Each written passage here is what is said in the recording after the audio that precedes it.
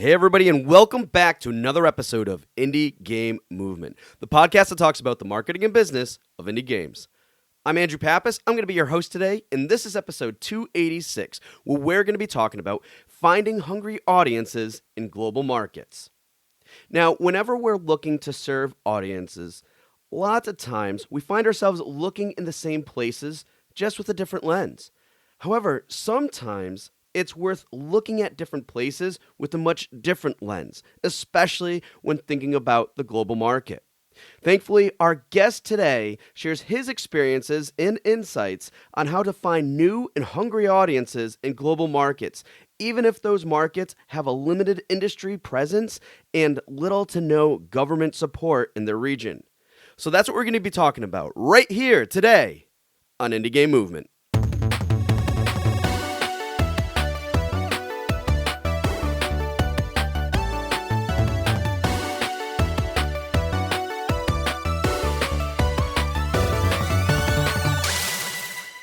Hey, everybody, and we're back. And today with us, I have Yousif Almouri.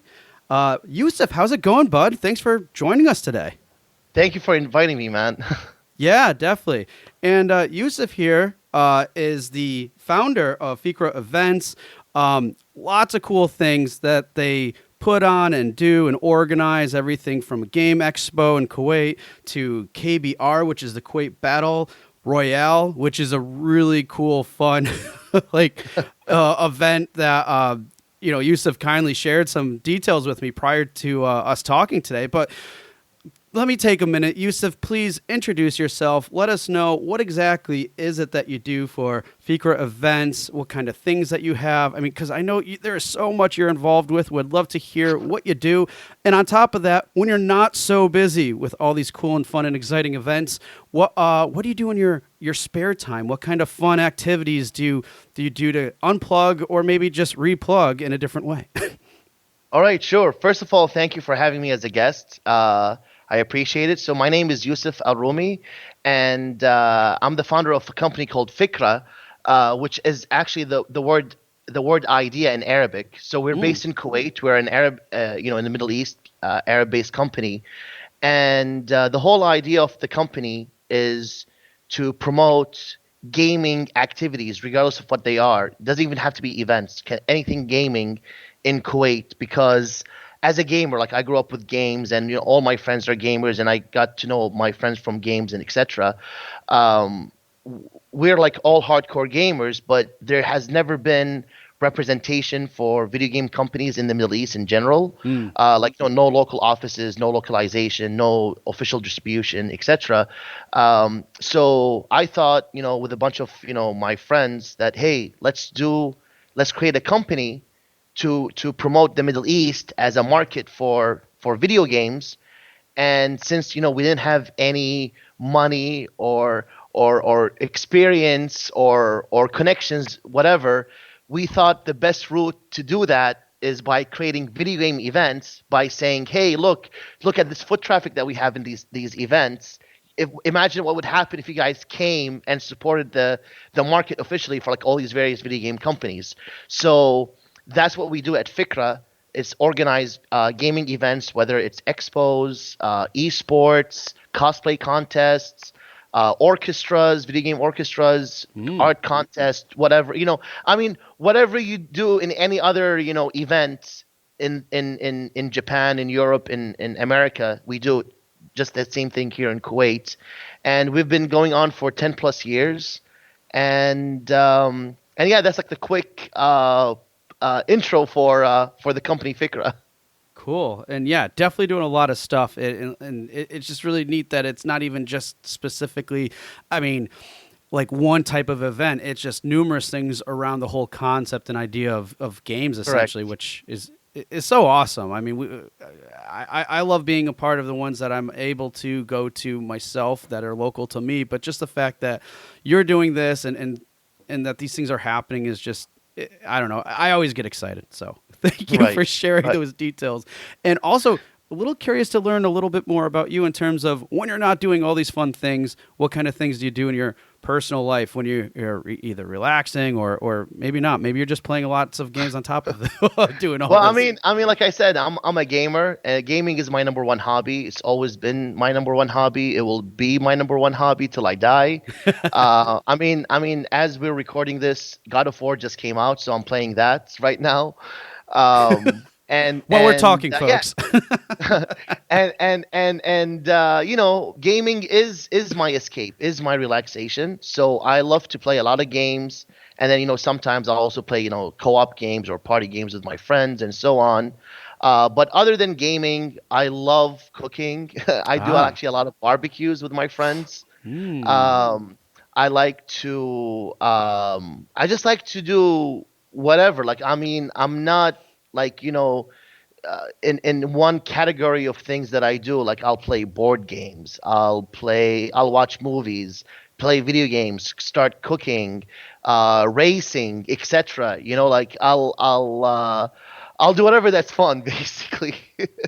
Nice. Oh, that's so good. And it's like it sounds like you just find a lot of fun in just about everything you do, Yeah, which is as long as with my friends, I'm having fun, basically. oh, nice. Well, thank you for sharing that with us because that's it's cool to hear that and everything. But what I also want to do though is like learn a little bit more about you by Okay. putting you into the Q box round. All And right. for those of you who are just joining us or not familiar, it's just a series of random questions we've prepared here for Yousif today. So, Yousif, are you ready for the Q box round? Let's do this. All right. Um, what is one person you have always wanted to meet, and they could be alive or dead? Is this in the video game industry or just like in general? In general. Well, in general, Howard Hughes, Okay. because I'm a big flying person. Nice. I've actually I wanted to be a pilot in the Air Force, but I can't because I'm an only child. It's illegal. Oh, wow. Okay. Yeah. So Howard Hughes is like a big, inspiration for me. But if it's within the gaming world, it's definitely Shigeru Miyamoto, the creator of Mario. Ah, okay, cool. All right, so that's a good segue to my next question is what's your favorite video game character of all time? Man, that is really hard because I'm not really attached to characters as I am attached to franchises, if that makes Ah, okay, sense. yep. Like I love Metal Gear, but I wouldn't necessarily say I love Solid Snake, if that makes sense. I love the Mario games, but I don't necessarily like Mario as a character. Um, so it's really hard. I mean, my favorite franchise of all time is Zelda. So like the easy answer should be Link, but I don't know. For the purpose of this interview, let's say Solid Snake. Okay. I will take that. Yeah. Awesome. Now, here's another one that's probably going to be a tough one for you in light of uh, Okay. the types of things you do. If you could only use one character from any fighting game, but you would have to use them for an eternity, who would it be? Well, that's actually kind of easy because one of my favorite characters is Ken from Street Fighter. Ah, okay. And I always play Ken, in whatever new Street Fighter game comes out. My second is Cammy, but my main is Ken. So I guess I would say Ken for this answer. Nice. Okay, cool. All right, this one's kind of a given. I think you kind of already answered it without really knowing it, but Final Fantasy or Zelda? I mean, I'm a big Zelda nerd. I mean, it's my favorite game of all time. I love Final Fantasy, but I mean, it's Zelda. I can't turn my back on Zelda. It's my number one franchise for like 30 plus years now. So And that makes sense for that choice. And man, it's like, okay, well, you already answered this before. So and this is a staple here on the show, but what game are you playing right now? So we know it's God of War. So what other and game? yeah, and Mario Rabbids, which just came Ah, out the yes, it did. My son's been week bugging me previous, forever about that. right? Because I love strategy games. So that's definitely one of the reasons I got it. and I also got Bayonetta 3, but I still Yep. haven't played it. Okay. I was busy the past month with organizing another event, so I didn't really have a lot of time to play. But I missed a couple of games I definitely want to play, which is Field Chronicles, which is another strategy game, Mm. and then Tactics Ogre, which is coming Yes, out that's right. 2 days after the taping of this interview. One of my favorite games of all time, Tactics Ogre. It's a remaster. And then you have Final Fantasy Crisis Core, which is the remake coming out in December. But yeah, for the next week or so, it's going to be Tactics Ogre and God of War. I think you're the only guest that's been on the show that actually had, it's like, okay, not only answered the question before we became, addressed the question, but then had a whole additional lineup. Like, Like I said, I'm a hardcore gamer. it's awesome. It's my number one hobby. Oh, I love it. I love it. Well, thank you so much for sharing the answers to those questions. And yeah, they were definitely catered a little bit. I didn't know how much of a gamer you were. I had a good sense of that because of previous conversations, but these questions worked out just right. So, anyways, Great. all right, folks. Well, we're going to get right into the meat of the discussion here because there's a lot of cool and interesting things that we want to talk about. And as I mentioned earlier in the introduction of the show, is that we're going to be talking about, finding hungry audiences on unexpected places. So to kind of kick this off, and also a little context, what we're doing here today is because of the work that Yousif has done specifically with Kuwait and stuff, we're taking this kind of a broad idea, but really focusing it out with some really cool and key examples that Yousif has based off his experiences and other things. So, Yousif, to kick this off, gaming in general has become like a global culture, and it continues to grow annually. We all know this. However, Right. despite this growth, why do you feel that the industry continues to only focus on key global territories? Well, you want like the politically correct answer or just the real answer? You can give us both, however you think aligns and such. Honestly, they're just being idiots. They just see where their vision is. Like they don't see outside of their peripheral vision. Hmm. They just see where they are, where they live, and they think that's it. That's enough. They're not aware of what's happening around the world.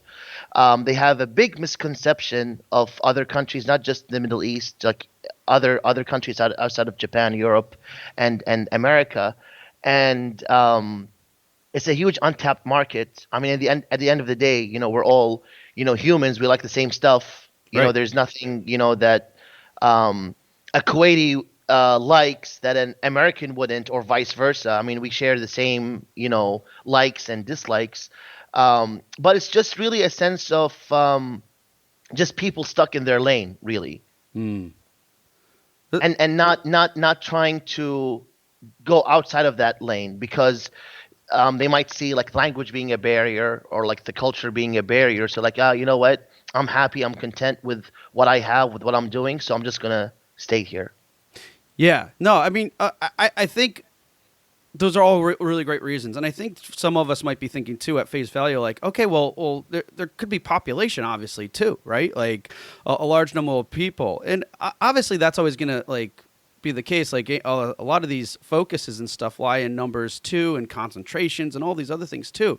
But that's not to say, but again, to your main point, it's also having that mindset too can be very limiting, especially when we're talking about like a global culture here, a global economy, especially as it relates to the industry. I mean, but I just want to address that in case like anybody's like, well, this country is so much bigger than a lot of other countries. Well, yes, that can be the case, but there's lots more to it than just that. Right, right.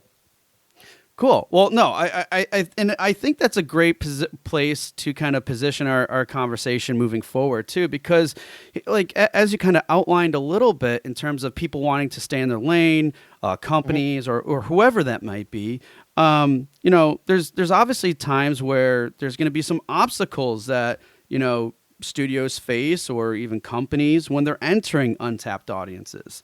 Right. So, in light of this, I was thinking, what do you think are some of the initial concerns that studios or companies have when they enter global markets such as Kuwait? Oh, I can give you very specific scenarios because I've worked with various companies, large and small, over the past 10 plus years, and honestly, each region or each country has like their own set of fears or expectations. So, for example, the Japanese companies. When I talk to them about coming and exhibiting in our expo called GX, Hmm. their number one fear was the language, that they would show a game not localized in Arabic. But then my answer to them is, we never had games in Arabic in the first place, so it doesn't matter. Like, that's how neglected we are, that there's no Oh, localization. I mean, now it's happening, that the past couple of years, more and more games have been localized. Like I said, I was playing God of War. I checked the settings. It's in Arabic. It's localized into Arabic. mm, um so more games are being translated into Arabic, but back then there wasn't. So the fact that they would exhibit their games in Japanese, even not even English, in Japanese, didn't matter to us, mm. because we never had the option of Arabic. So I told them that this fear of, like, lack of localization is not a fear, because it just doesn't happen. European and American companies, um, th- their problem was they were afraid of the culture, in the sense of, oh, well, what do Arabs like to play? We like to play what you guys like to play. So it's not that hard. And the other big one was the sales of games, Mm. Yeah. because okay, so recently we have people using like Kuwaiti accounts for like PSN, but historically speaking, almost I'm going to talk about Kuwait, but it also applies to the region overall. Hmm. Me personally, and every single friend that I have, we all have USPSN accounts. So you could say officially sales in Kuwait are like zero for a specific game, but in reality it's high, because no one uses their Kuwait account. Say officially sales are zero, if that makes sense. Yeah. So, and backing up real quick, you're saying USPN, so like US PlayStation Network. You guys have United States, an Yeah. American PlayStation account. So any of the sales that you guys are contributing to is going right into the US market. Oh, and let me add to that. In 2013, I had a meeting with Sony PlayStation UK, and they were about to launch PlayStation Middle East. Mm. And I was talking to them, and I was bringing this point up because this was like one of the biggest barriers that I had, because anytime I went to a company saying, "Hey, you guys should exhibit in Kuwait," they're like, "Well, show us the sales," and I can't. Um, so I was telling Sony this, and they said, "Oh, we are well aware of this." I mean, Kuwait is a small country, but Saudi Arabia is one of the bigger countries, in the Middle East, population wise. And they actually, this is information directly from PlayStation. They said that based on the number of US PSN accounts in Saudi Arabia, Saudi Arabia is like the fifth largest US states by PSN accounts. So that means the number of US PSN accounts in Saudi Arabia, just Saudi Arabia by itself, is like as high as people in New York and Texas. That's crazy.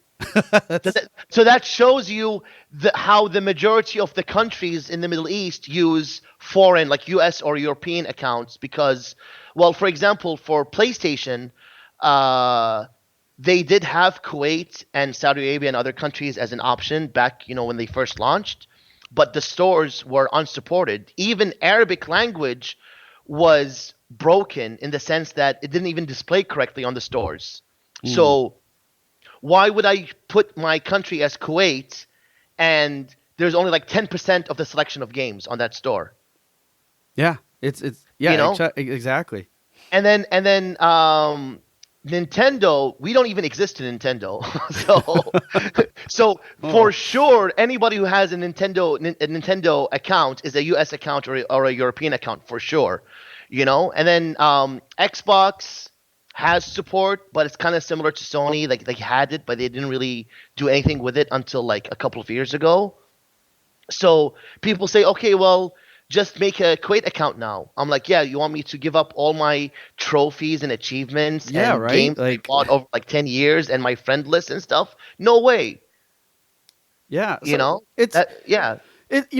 I find this really interesting because here we are talking about obstacles that like, studios and audiences and audiences face, right? And what you're laying out here with some really good examples are how players are actually becoming really creative. Especially, it's probably more accessible now than before, but creative in creating like a U.S. account or a European-based account, right? Right. And what's really interesting though is how you outline that the obstacles or maybe some of these concerns that these businesses and companies have are not even really a concern because of how the markets have been all along. It's like, hey, like Kuwaitis are like, I want to play games, and if they're only in English, so be it. I'm gonna learn English or just play the game, and I'm just gonna do what I love to do, right? But Exactly. everybody's Exactly. thinking like, oh, but they're in another country. They're not gonna know English. It's like if they want it, they'll do it. I mean, you can see based on my accent. Yeah, I speak fluent English, but I also speak fluent Arabic because I grew up with English media, movies, games, Mm. etc. So I learned through that, and it's true for my friends as well. But yeah, like just as an example, Super Nintendo, mine was an American system because there is no such thing as a Middle Eastern version of like Super Nintendo back in the 90s. Yep. And same thing for N64, PlayStation 1, PlayStation 2, Sega Genesis, Mega Drive, depending on your region, Dreamcast. We never had regional systems. We bought the US version, and specifically the US version because I don't know if you remember this, Andrew, but back, in the Asian days of the gaming industry in the 80s and 90s, it was very slow for games to release outside of Japan, and then even Oh, yep. extra slow to release in Europe. So the best option for us to play a game in English was to buy the US one because US would get the games before Europe does. Yep. Yep. No, So I do that's remember that. why Yep. even though geographically we are closer to Europe, most of us have US stuff because all our past games is based on US from the 80s and 90s. Yeah. It's it's just so crazy how these these global markets how they change and shift and kind of like almost dictate these things to the point where I don't know if I just back up to look at what this question was like what are concerns from studios and companies. It's really funny because it's not about the concerns No. about the companies. It's about the concerns and obstacles that these countries like Kuwait are actually facing. And if we take a moment to look at things very differently, like just basically flip it, completely flip it, we realize that like, wait a minute, there are lots of opportunities right under our noses, and the things that we always think about that, yes, in a lot of cases are important, but like localization and so many other factors like, oh, culturally, does this align and everything else? But at the end of the day, these are all things, while still important to have and be have empathy towards, we also forget the fact that like, hey, based off of this history and how the industry was, we don't necessarily need to worry so much about that, but should still be important to be mindful of. Correct. So And I would like to mention something. Do you know the place called Akihabara in Japan? I do. I've actually been there myself. Nice. I've been there as well. We actually in Kuwait Oh, hold have on. our Keep that thought. For those of you who okay. don't know or aren't familiar with Akihabara, it is a location like a section in Japan, like in the greater Tokyo area, which is basically I think it's translates to electric town, but it's basically Correct. like you can get everything, gadgets, electronics, and they have It's gamer's crap tons of paradise. video games, like everything gaming related. It's a yeah. You said a gamer's paradise. So I'm sorry. Correct. Continue. Yeah. No, no, no problem. So we have our own Akihabara in Kuwait. That's how strong and healthy the gaming market is in Kuwait. It's basically I mean, obviously, it's not as big as the one in Japan because Japan is like a whole town.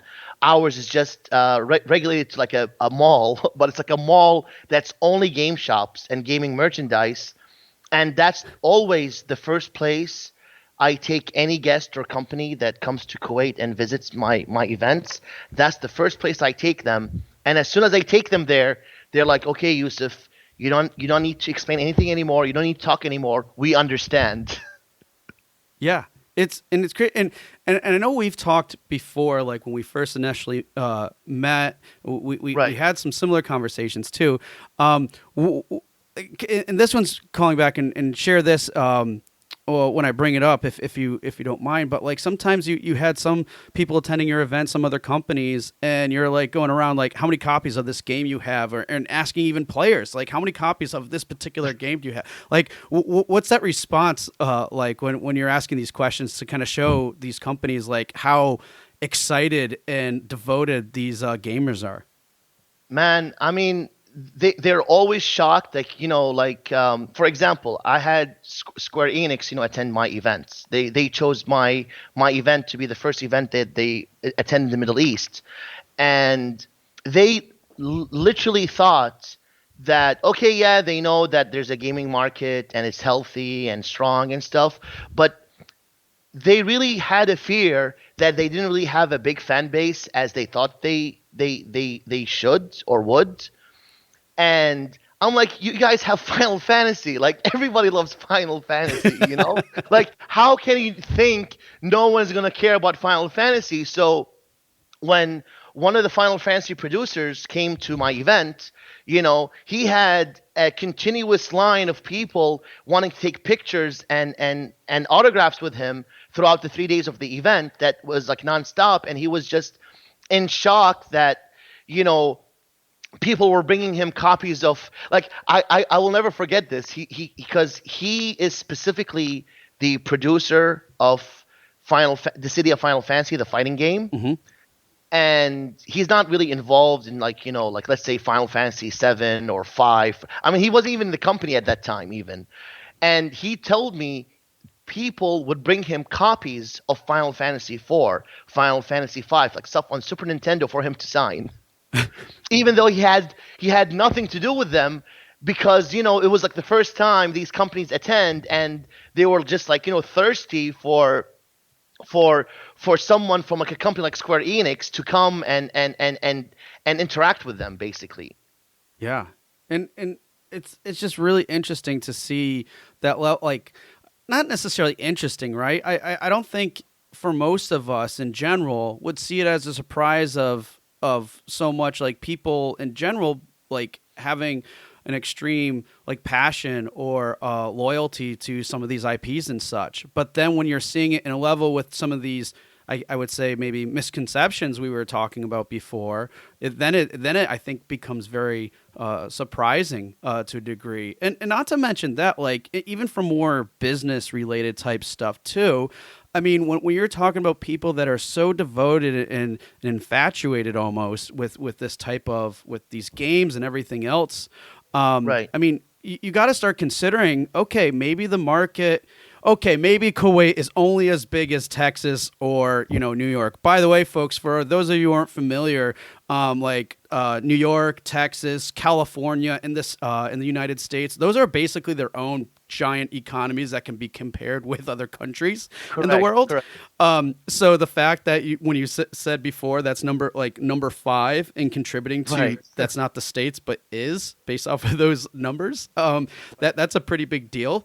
But like when you're talking about those types of numbers and this type of devotion, I mean, then it might become a question of, okay, what's the lifetime value of these types of customers in terms of other geolocations and such. So these types of things, especially the ones that you're sharing, and I'm sure that are happening, in other places in the world, really start to question, like, okay, what does this really look like, even from other opportunities and things like that? And if you even boil it down to business terms, it's like, well, what if the lifetime value is like 300% greater than it is in these other areas? Like, those are all things to be held into, that should be accounted for, at least considered a little bit. And I think it's just so interesting to hear these stories and how this is happening in different parts of the world, especially Kuwait, where it's like, again, like you said, these people are thirsty. They're hungry for more games. So,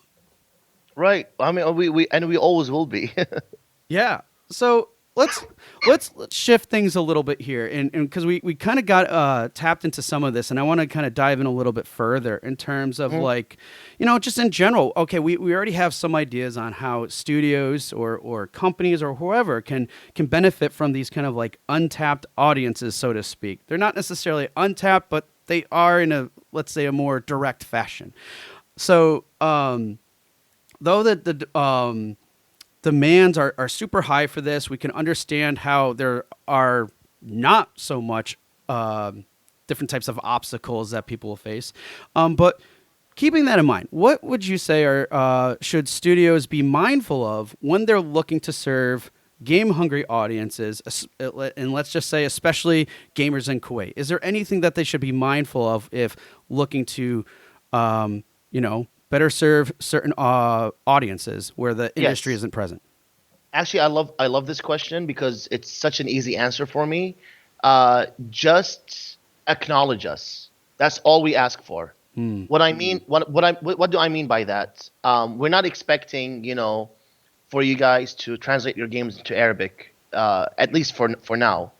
But if you maybe, when a new game launches, maybe on your Twitter account, when you guys say, hey, our game is available now, maybe in addition to that tweet, you can have like a tweet in Arabic to acknowledge that you have like an Arabic fan base. So like in Arabic, you tweet out, this game is available right now, but in Arabic, for example. These little steps go a long way in establishing trust and loyalty from the gamers, because then we say, oh, look, these guys do know we exist. They are aware of us. So because I always laugh when especially back in the day when they say, oh, global launch meant US, Europe, and Japan. Let's be honest. Right. Yeah. That's not global.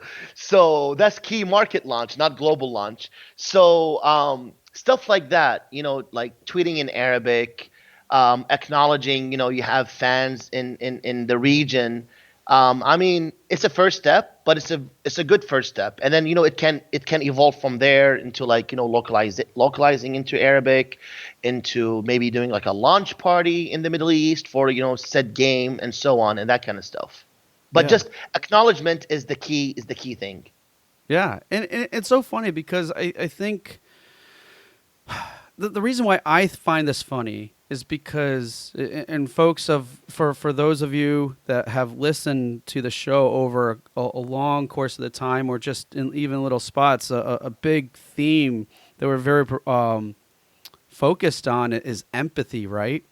And I know that, like, and while I think it's always important to lead with empathy and be mindful of these things, at the same time, what we're finding out here in this case, and probably in a lot of other cases with other countries that don't have this type of representation in the industry or presence or whatever, is that we might find that leading a certain way isn't as empathetic as we would like it to be, right? But it's just looking at it with a different lens. It's not to say don't have empathy or whatever, but it's not saying like you have to.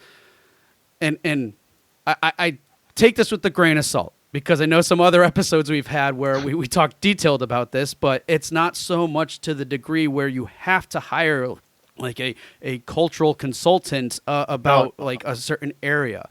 Can you do that? Is it worthwhile? Is it good to do those types of things? Of course it is, but it doesn't mean you have to go through all that trouble to do so. So that's what I wanted to call out, that I think is so interesting in this, because we're so, especially as I said, thematically throughout the whole podcast, it's those types of things we do talk about in some detail, but in this case, it's a little bit different. So I don't know. I just find that stuff really interesting. How, like, I don't know, all of this is just getting like flipped upside down to stuff, and it's always good to talk about these things because. Can I Yeah, go ahead. On something you just said about the cultural sensitivity? I mean, obviously, there's always going to be cultural sensitivities because, and especially when, we as people are different. What might not be sensitive to me might be sensitive to someone else. But generally speaking, like let's say Call of Duty or first-person shooters, like half the time the bad guys are Arabs, but we play them all the time. So we never play those games and say, oh, those white people hate us or something. We don't think that way, So I honestly, anytime I hear a game company say, we hired like a cultural expert or whatever, I cringe because I feel like they're going to do more harm than good, to be honest. Yeah, and it's an interesting perspective to think of it this way, and I'll share my example and how it probably relates, and you can probably add to how it relates to you too, because I know we talked about this before in our initial conversation when we basically first met. I remember forever ago, there's a French film of mine that I absolutely loved, but I only got the movie that was already dubbed, and I hate watching movies that are dubbed. I hate it. I always like to watch the original language. By the way. What? And sorry, you cut off for like 20 seconds. You cut off. Oh, that's okay. Yeah, I think we get spotty. So apology, folks, if you hear us cutting out a little bit, but I think we're still good. But yeah, so with that movie though, like I anytime when I watched it many years later, I could only watch it dubbed because that's how I was used to it. I tried watching it with the French, the original French, and I just couldn't do it. I couldn't bring myself to do it. I just, nope, switching back to dub. But anything else, I refuse dub. I hate it. But I know in your case, it's kind of similar. You grew up with these games from the 90s and moving forward that they were just done a certain way, and that's what you were familiar with. That's what you liked. That's what you enjoyed. Yes. And then when they start really tweaking it, it's like, well, this is no longer that childhood memory I have of the games and moving forward. And that's cool. It's okay. So it's like, and again, it's always one of those things where it can be not necessarily a touchy subject, but more so of like, what is a good way to be mindful of these things and then not. And I know this will go into a whole different conversation, but I still think it's important to at least call out to those things that they don't necessarily need to happen, because be mindful of how like, and again, I know you might have your own experiences, Yousif, with this, probably a little bit better than my French film. but the fact that you grew up with these things and that's what you liked, that's what you knew, and everything else, and then to really start changing them, it feels foreign. All right. I mean, am I wrong in saying that? No. You are 100% right. I mean, forget games. I would like to use my mom as an example. My mom, she specializes in the Arabic language because she's a lawyer. So, language is very important. And to this day, when she is, handling her phone, when she talks to me about, something that's wrong with her phone, she says, oh, do I go to settings? And she actually says the word settings in English, not in Arabic.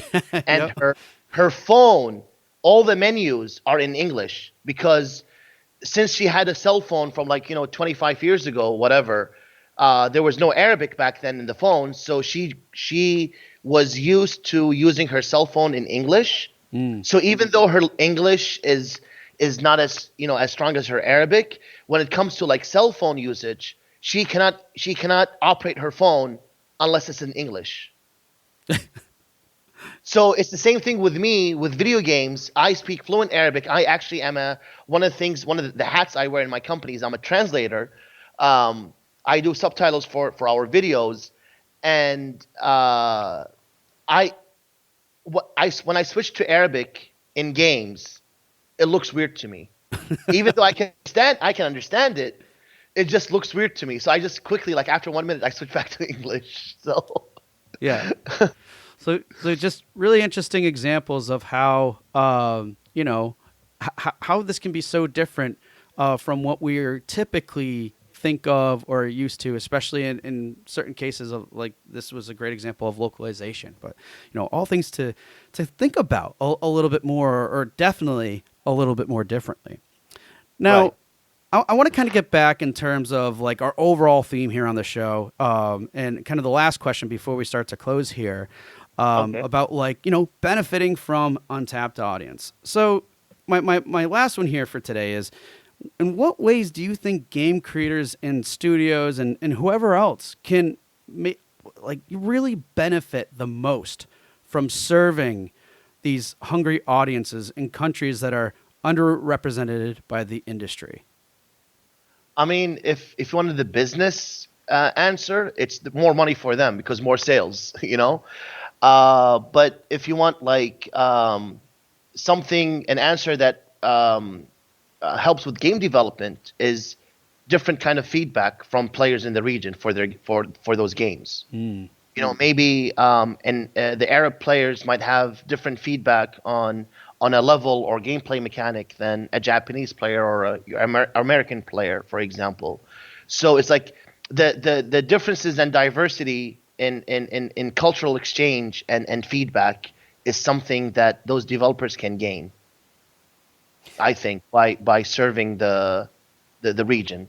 Yeah, and again, it's so funny. There's no like clear, as we're discovering today in this show, especially. There's no real clear way to look at this because again, it's like even though these ideas and concepts that we're talking about here are completely flipped over, where still it's like you can still pick up other things where you drill down a little bit more into different global markets, and that would maybe reveal a little bit more different gaming cultures, if you will, and player types and behaviors and stuff, even from a global perspective. So it's just really interesting how there's just so many different layers, and they're all like swapping around. But I guess the best way to look at this is nothing is ever as we either assume or it seems to be. Yes, yes, So you're correct. okay, good. So I love that take on it and everything, and how what are other ways that people can really benefit from these really really hungry audiences. But Andrew, can I just say something? It's a subject that I really would like to talk about and mention before we finish, which is um, the lack of support for the gaming industry from within Kuwait and outside of Kuwait, and how it's affecting us. So because it touches on the various questions that you mentioned. So I always tell people, like when people ask me like what are your obstacles, you know, like personally as you know my own business, I have two obstacles. One is inside of Kuwait and one is outside of Kuwait. So outside of Kuwait, we kind of mentioned it that the companies are just not aware of the market, and it's a struggle to convince them that hey, we have a big market, etc., and you guys should come, blah blah blah blah blah. But the second obstacle, which is also a big one, is the lack of support and initiative from the country itself. And when I say country, I don't necessarily just mean the government. I mean the government is lacking in gaming initiatives, whether it's supporting esports or game developers or whatnot, but also the people themselves, the culture. Like when I started my work 10 plus years ago, my own family was making fun of me, like, oh, why are you doing video game stuff? It's like for kids. They don't understand it. Yeah. So I mean, over time, it got a little bit better, and I've been able to do a lot of achievements in the past 10 plus years. Like I said, everything from esports to expos and everything in between.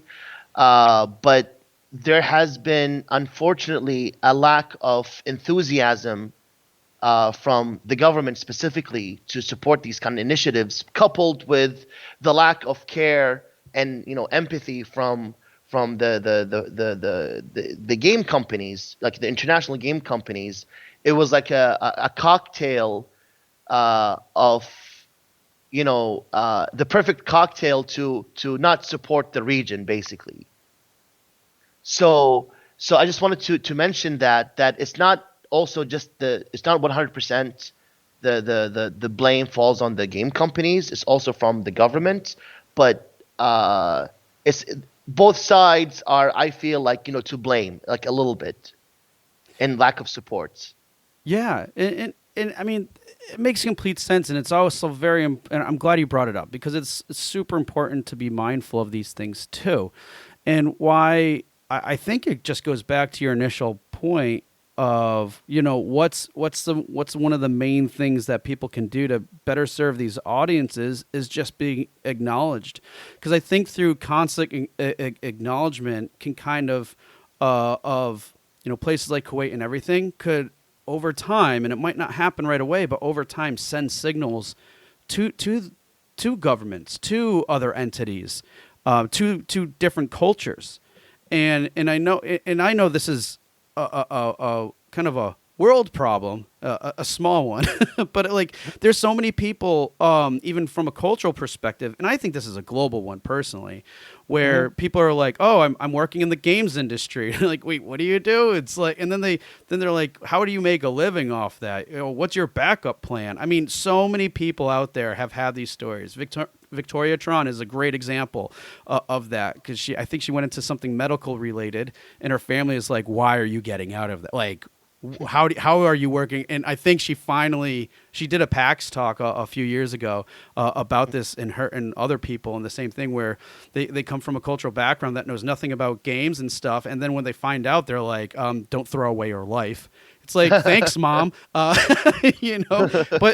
it's really interesting, and I'm glad you share that too, because again, I think it just comes down to more acknowledgement, more awareness, and to help like with the amplification of these things. So these support systems are becoming more prominent in different areas that don't already have them.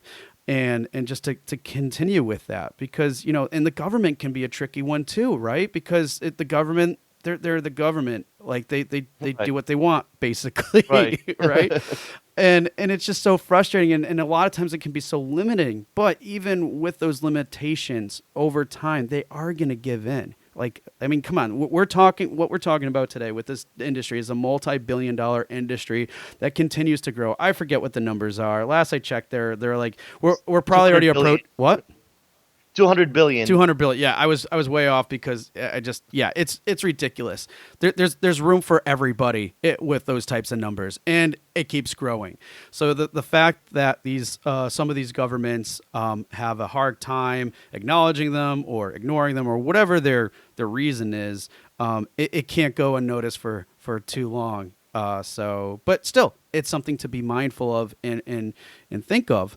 But it doesn't Yes. mean, even though with these limitations, it doesn't mean that there aren't opportunities out there at the least. If anything, I mean, early adopters can be it can be a really cool thing that happens in the long run. But No, definitely. I mean, first mover advantage. yeah, exactly. So again, I'm glad you brought that up and shared it, because again, it's an obstacle that it's not just facing for people considering these audiences. It's also an obstacle for people that for the audiences themselves. So it's kind of like it's a big global team effort here that we all got to Yes. like kind of pitch in to make things happen for everyone that's out there. And to be honest, because you mentioned Square Enix previously, and I mentioned them coming to my events. I mean, the one thing that helped me with Square Enix more than any other thing was that they actually did their due diligence. They did before I even met them. They were aware of the market. I mean, obviously they weren't aware of it as after they met me, but I didn't have to struggle with explaining that USPSN accounts are used in Kuwait and Saudi Arabia, for example. Like they already knew that. They were aware of that. So I would like to ask the game companies to look at their data, like deep, like not don't look just as at the accounts. Look at the IP addresses. Where are those IP addresses coming from Yeah. for people playing your games? Because once I was able to, there's a company. I don't know if you know. It's called Q Games in Japan.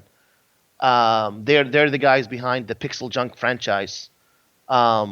They I got to know them, and I felt like I could, they had an open mind, and I said, hey guys, you guys have a following here in the Middle East, and they're like, we're Q Games, we're not like a AAA company, whatever. Like, who would know about us in the Middle East? I was like, well, just look into it, just like check IP addresses. So they did do that on a whim, like, hey, let's hear this crazy guy out, you know, and they looked at it and they found that they had a sizable fan base in the Middle East, and they even had a few YouTubers in the Middle East playing their games on a regular basis. That it convinced them for their upcoming game to be translated into Arabic. Mm.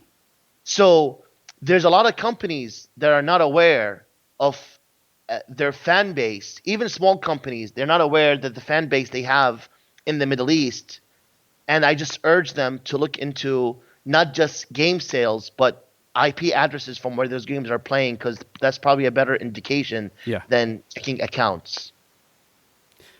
And I love that you ended with that example, because I know everyone that's listening to this, not everyone basically is going to be like, well, this doesn't really apply to me. This sounds like really big stuff. And it's not as big as you might think. I mean, the world is kind of a small place, right? And once you start thinking We're a about global community. yeah. And yeah, exactly. And we're still a global community and everything else. So it just it was just a great way to show how even any type of contribution and acknowledgement and everything else still has lots of opportunities out there for everybody, and to serve these underserved audiences, and to it's all mutually beneficial for basically all parties involved, as far as I see it. No, you're correct. You're correct. So, no, awesome. Well, again, I can't thank you enough for these insights and everything else, Yousif. But before we close, I need at least 3 tips, if you can, Okay. or suggestions on what we would like to share to our listeners today, to whether they're studios or just indie devs or whoever. What are 3 things that people should that you would recommend for anybody who's looking to kind of look for hungry audiences in global markets? Sure. Well, like I said earlier, the most important one is just to acknowledge us with, like, something like a tweet, simple as a tweet. Like, tweet in Arabic that your game is launching. In in addition to the tweet in English or any other language that you tweet out. That is something that doesn't take much. You can even do Google Translate. It's not gonna it's gonna be pretty accurate. It's gonna be really hard to mess up saying our game is out in Google Translate. Right. Yep. So yeah, it's just like a sentence or two, not nothing crazy. Number 2, maybe just look up events happening in the Middle East, and just go visit those events, not even as an exhibitor, just like take a vacation and travel to an Arab country and just see how things are and how the culture is. I think once they do arrive in the country, they will have a better understanding of, oh wow, like this is a market that we neglected, and there's a huge fan base, and we should cater to them. Third, I'm not really sure. Like, honestly, I know it's like something like small and stupid, but that tweet thing is so like crucial for us, like just to be acknowledged. I'm not really sure what I would say as a third tip to, like, market in the Middle East, other than maybe localize the game in Arabic, or even have a launch party for your game, or like a specific, or oh, actually no, this is, I just remembered something. Just how you guys in the West have your holidays, such as Christmas, and there's going to be a Christmas sale, for example, right, on like PSN or Steam or what have you. Yep. We have our own holidays as well. We obviously don't observe Christmas, but we have our own holidays such as Eid. This it's the largest. It's our Christmas. It's the largest Islamic holiday. So maybe during Eid, you guys can tweet out, "Hey, we have a special Eid sale, for our games." Again, this is another form of acknowledgement, just Yep. as the tweet idea was. But it would be really, really cool for me to open Twitter or open PSN store or whatever and say, oh wow, this game has a sale on Eid. Oh wow, they know about us. I think that would be pretty cool. Yeah, no, that's a real good one too. I think the last one, it's like no one would think that, but if you really want to kind of really serve that audience without necessarily going to a lot of taking a ton of measures that we typically ton of think effort, of. Yeah, that's again. It's sometimes just the little things that matter, and Exactly. yeah. And for your second point, like looking up events happening in the Middle East and even just traveling there, just a quick example of that happening. How I actually found out and met Yousif was simply through Tanya X Short, who has been a guest on the show before, and we're in a mutual group together, and she suggested this event, and here we are now talking with Yousif today to explore these things more. But that second tip, and a great example of that is actually, I don't believe Tanya herself went to the Middle East, but and correct me if I'm wrong, Yousif, it was a member. Yes, it was. Yes, one of the co-founders of Kitfox Games attended, and they had such a great time and great experience. And I was able to develop, the relationship with Tanya further because of their experience at my expo. And here we are now talking to each other because of that. Like, go figure. It all connects, Right. folks. Right, exactly. All right. Well, thank you so much, Yousif. But before we go, we need some links. We need some information on where people can learn more about GX, where they can learn more about Fikra, KBR. Let's lay it out here. Yeah. So our website is called fikraevents.com. So it's FIKRA events.com. And our social media, all our social media, Twitter, Instagram, YouTube, Twitch, what have you, is Fikra KW, FIKRA KW, and you'll know it's us because the logo is like a black background with a light bulb on it, Mm-hmm. so it's easy to make out, and you can reach us and find information about us either via the website or more specifically our social media from those two accounts. Okay, cool. And is there any kind of ways to get in touch with you, or is that better done through the website and you'll see stuff there, or are you on social media? The website will have the emails and everything, and there's links to the website from our social media as well. So it's all interconnected. Okay. So you can contact us via social media. You can contact us via the website. It's all the same, really. Awesome. All right, so folks, please do yourselves a favor. Do all these other people a favor to reach out and find out more. There's a lot going on at these events, and again, it's going to give you this whole thing is going to give you a better understanding and mindset of all these untapped audiences, and there's so much potential in everything else. And Yousif, can't thank you enough for sharing your insight, your stories, and everything else on just really neat and different ways that we can find creative audiences in this global market. So, especially in Kuwait. So, thanks again, buddy. And thank you as well for having me as a guest. Hey everyone, thank you for listening to another episode of Indie Game Movement. I'm Andrew Pappas, your host, and the show's producer is Mustafa Price. If you enjoy and value the show's content, you can support us even more by going to Patreon and visiting www.patreon.com/IGM podcast and select the tier that best suits your needs.